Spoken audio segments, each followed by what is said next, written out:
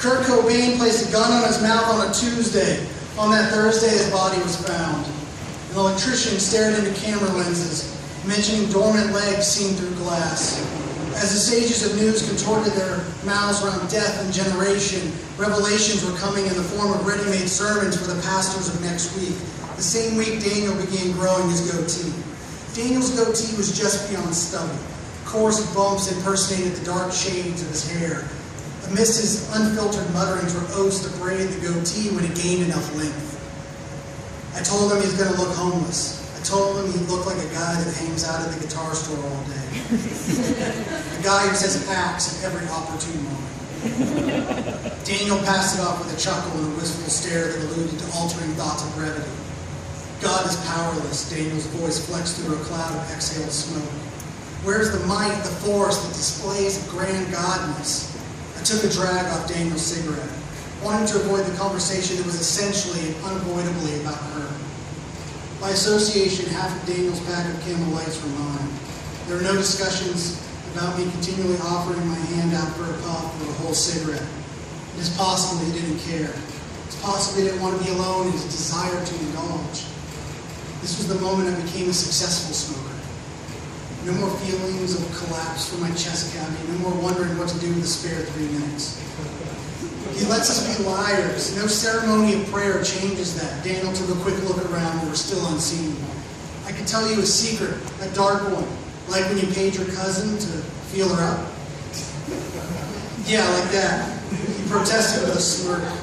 And understanding that he wouldn't need to yet again explain that her nipples got erect and he stayed physically calm. You told me you'd take that secret to your grave. I understood the curiosity that created the transaction. Daniel showed me pictures of his cousin once. She was uneventful in convention, the type of girl who had a life of mistakes about her. Glorious mistakes, earned mistakes. She was the before picture to say no to drugs at. Her broad stroke stare was the admittance of conflicts. I feel forgiven, but only because I forgave myself. But the memory stays. Dragging me when convenient, carrying me when I let it. If God forgets what we do, but nothing leaves us, then what's the point? Is that how we're all liars? Yeah, Daniel said. Nothing truly changes, and we just choose to quit talking about it. Baptism is a gesture, and redemption is an artistic license to drain the power out of consequences. When I was younger, my mother told me that redemption was harmony. Each singular moment of our lives is an orchestrated note searching for its place, its home, she told me. Every note plays an important role to the symphony, she told me.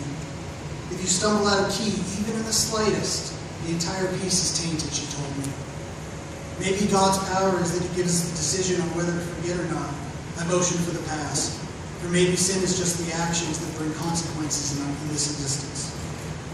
Daniel mumbled, yeah, it's possible. I took a long drag. I could feel my lungs fill up, and like a playful touch to my neck, I exhaled. I enjoyed the weight it took from my head. 3 seconds to breathe air back into my lungs felt like 15. I ground the half-smoked cigarette into the sole of my shoe before kicking dirt over it. Daniel pulled out mints and an aerosol air freshener that donned a crude sketch of a cherry Trans Am. The cars were filling up the last spaces available. Our hiding spot tucked in the bushes under a spread of trees on the church's far end was now exposed. Processions of various sized families leaving their respective minivans all bore witness to Daniel emerging like a mysterious prophet from the landscape. He was spraying a clean car mist into the air, taking a scented shower as he walked through it. Mints were chewed like a meal. I never cared for the cleansing before church service. I came as I was. It was a Jesus thing as I understood it to be. Daniel wanted to avoid conversations and stares that came from not meeting a holy mark set by people he was working to never know. Why are we here this week, I asked. I had no need to have anyone tell me how God could have saved Kurt Cobain.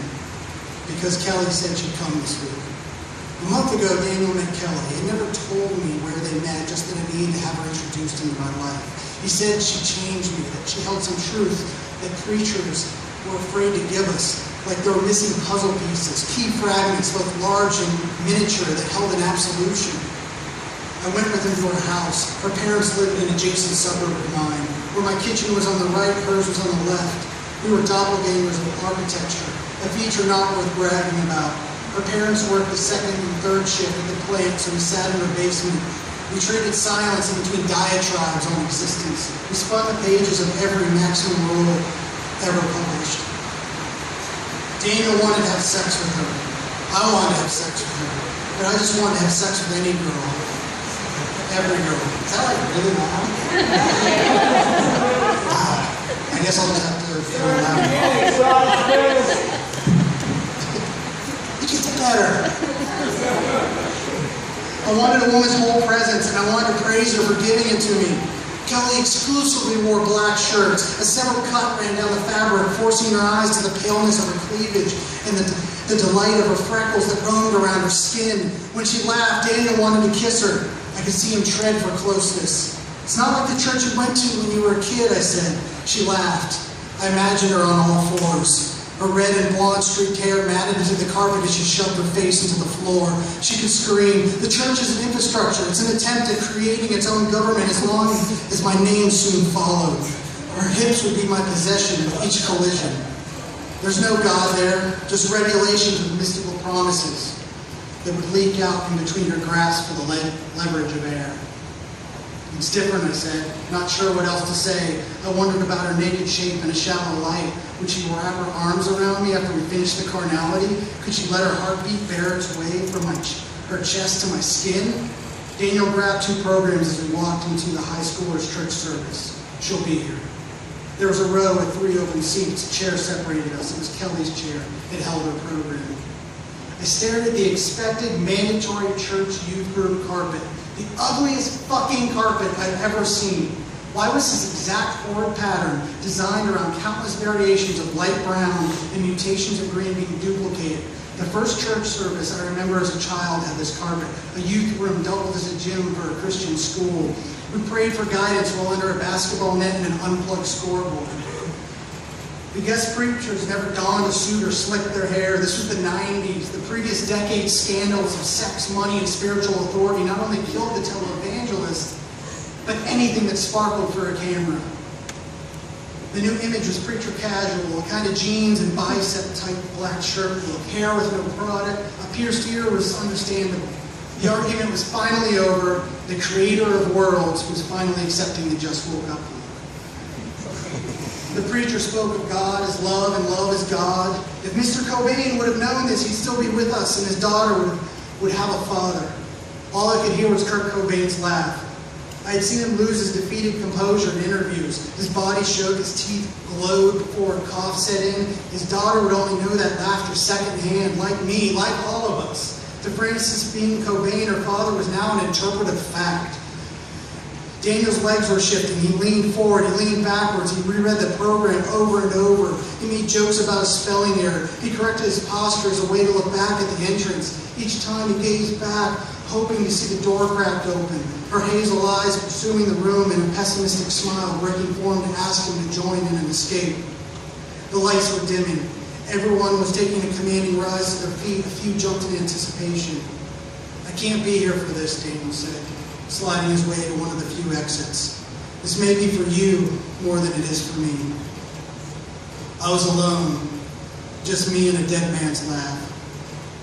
The pastor placed his wireless microphone on the podium. Slowly, his eyes came to a close as he walked from the stage and into the congregation. His chest rose as his shoulders climbed. God is with us because he promised he would be. His shouts coated the walls, respectfully. A few people began reciting verses, a few began crying in the dialect of tongues, a few cried as they laughed, a few laughed as they cried, until their legs became fragile and they fell to the floor. Their bodies made no noise when they collided with the dreaded carpet. Their prayer sounded like unquenchable begging. Leaders and volunteers shuffled around the room, seemingly immune to God's weakening touch. They caught those who were struck down. My row and nearly all around had taken to their position on the floor. No one was still, no one was quiet, except me. The pastor approached and I began to pray as loud as I could. I stared at the data sprinkler system wrapped in the flesh of the ceiling. "Close your eyes," he said. His palm grasped my forehead. His fingers were nearly caught in my curls. He spoke into my ear. But all I heard was Kurt Cobain saying, "I'd like to think there's some purity in us. Yeah, naive. Purposely naive. My legs became absent, not suddenly, but like they'd never been there. I opened my eyes. Slain in the spirit 10 minutes, I heard from a far-off stranger. I was being pulled off the ground. I said nothing. I wanted a nap. I wanted a shower. The tufts of the carpet gave my skin impressions that I'd been dragged farther than the length of the room. I wanted to leave right then, forget everyone I knew. I wanted to sing Frances Bean Cobain a lullaby her father loved. Don't expect me to cry for all the reasons you had to die. Don't ever ask your love of me. Don't expect me to cry. Don't expect me to lie. Don't expect me to die for me. Thank you.